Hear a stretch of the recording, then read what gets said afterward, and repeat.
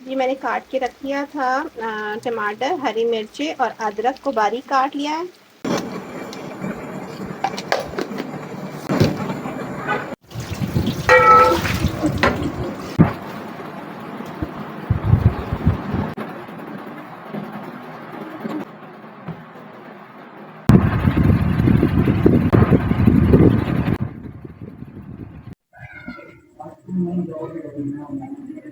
आज मैं बना रही हूँ आलू की भुजिया। ये प्याज हमारा हल्का सा गोल्डन हो गया था। यही रेसिपी है आलू की भुजिया, झटपट से बन जाती है। ऐड कर लेंगे सूरख मिर्च पिसी हुई, नमक, हल्दी और थोड़ा सा भुना कुटा जीरा। सब इनको अच्छे तरीके से भून लेते हैं। जी मैंने काट के रख लिया था टमाटर, हरी मिर्ची और अदरक को बारीक काट लिया है। ये इसमें डाल देंगे। इसको अच्छे तरीके से भून लेते हैं। टमाटर गल जाए, उसका पानी ड्राई हो जाए।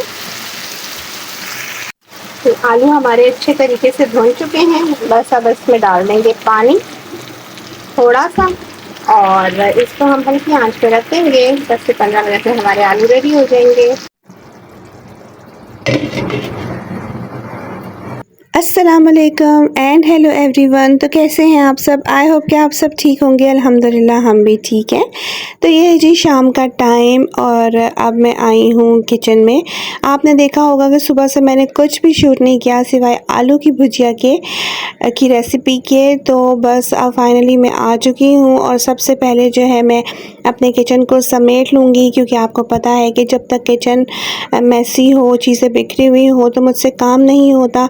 तो सबसे पहले जो है मैंने जो लेफ़्ट ओवर सालन था उसको बॉक्स में रख लिया है।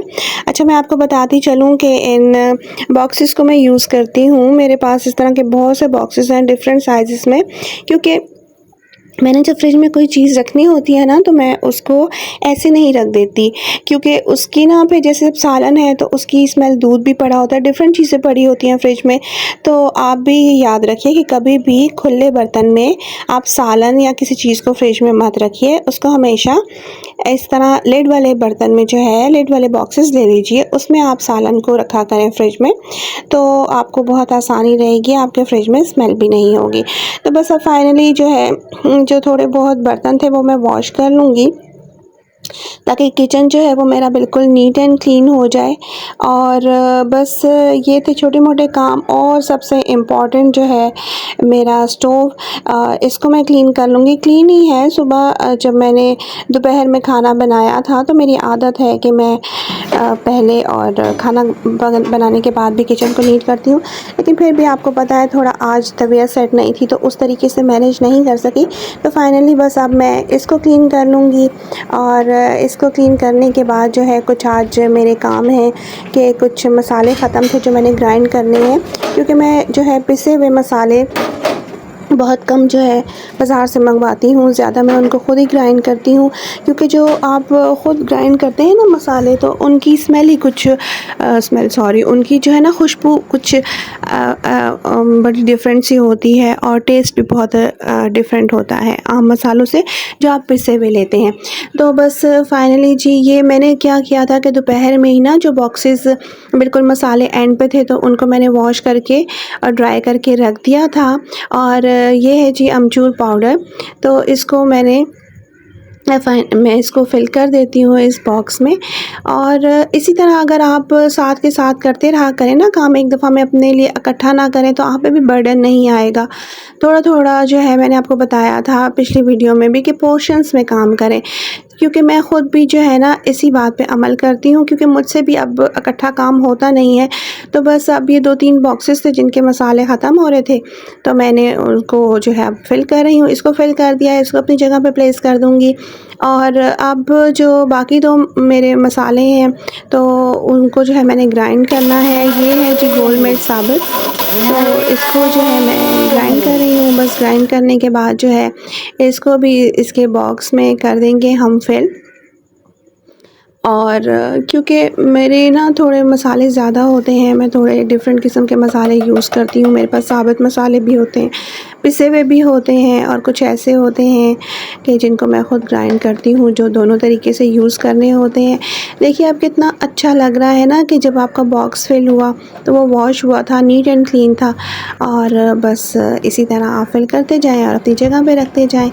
तो बस ये थोड़ा बहुत मेरे छोटे मोटे काम होते हैं जिनको आपको एक्स्ट्रा टाइम देना पड़ता है किचन में ना।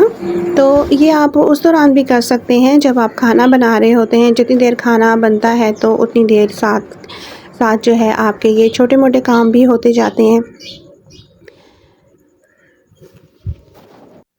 तो फाइनली जी किचन का काम समेटने के बाद मैं अपने मेन काम की तरफ आ चुकी हूँ, जैसा कि आपको टाइटल से पता चल चुका होगा।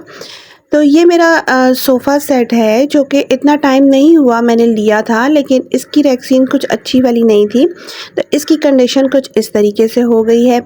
आज की वीडियो में मैं आपको बताने वाली हूँ कि अगर आपके पास सोफ़ा हो और उसकी कंडीशन ऐसी हो जाए और आपके पास बजट ना हो कि आप उसको जो है दोबारा से कवर करवा सकें, तो आप उसके लिए क्या करेंगे। तो आज फाइनली मैं अपने इस सोफ़ा को जो है नई लुक देने वाली हूँ और आप लोगों को भी गाइड करूँगी कि आप लोग क्या कर सकते हैं।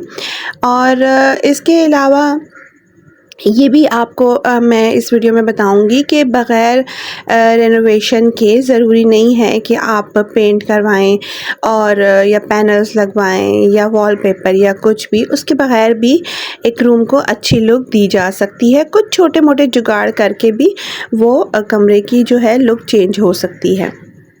तो चलिए स्टार्ट कर लेते हैं। इसके लिए मैं आपको बताऊंगी कि आप इसके लिए किसी बेडशीट का भी यूज़ कर सकते हैं, किसी टेबल क्लॉथ का भी यूज़ कर सकते हैं। उसके लिए ये है कि जितना बड़ा सोफ़ा सेट है उस हिसाब से आपको चीज़ों की ज़रूरत होंगी। एक तरह की बेडशीट्स चाहिए होंगी, पर सबसे इजी सॉल्यूशन इसका ये है और बहुत कम बजट में हो जाता है कि आप इसके लिए जो है ऑनलाइन सोफ़ा कवर्स मंगवा लें।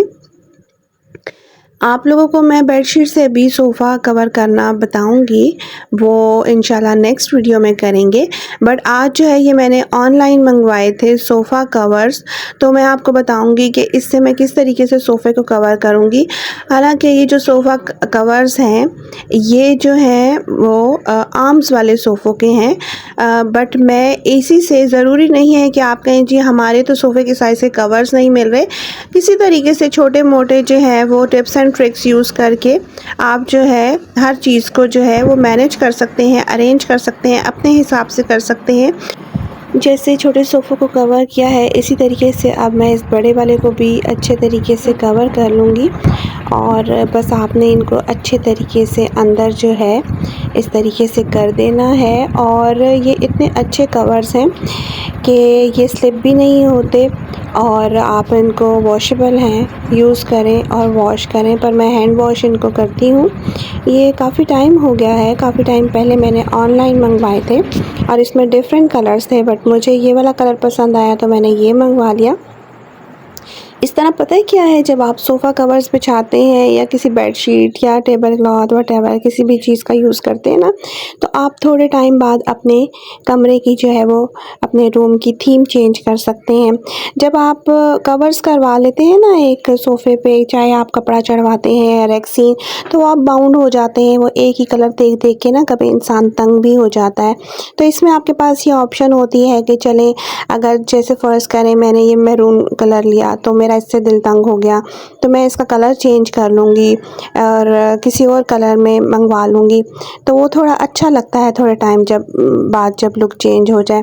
तो इसी तरह जब आपके पास कोई टेबल्स भी हो, खाली टेबल के ऊपर आप चीज़ें रख के देखें और टेबल क्लॉथ बिछा के चीज़ें रख के देखें, तो उसकी लुक में जो है ना काफ़ी फ़र्क आ जाता है।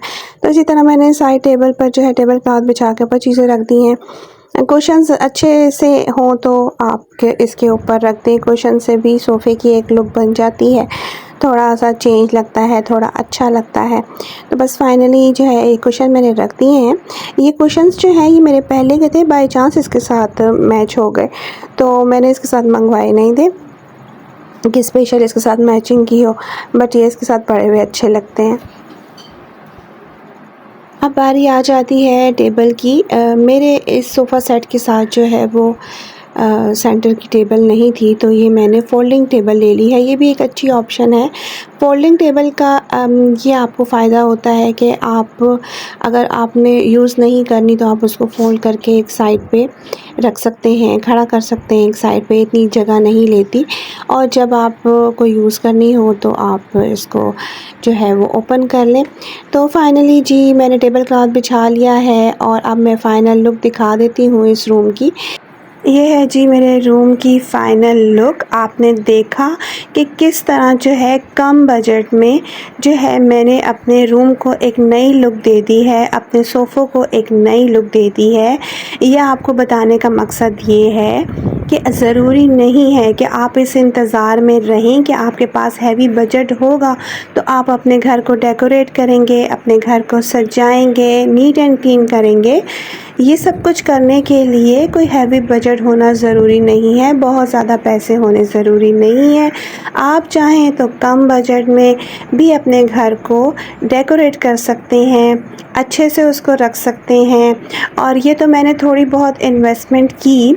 आप इसके बगैर भी घर में पड़े हुए बेडशीट से, किसी भी पुरानी चीज़ से आप घर को सजा सकते हैं। शर्त ये है कि आपके अंदर शौक़ होना चाहिए, एक पैशन होना चाहिए अपने घर को डेकोरेट करने का, अपने काम को मैनेज करने का और हर काम अच्छे तरीके से और सलीके से करने का।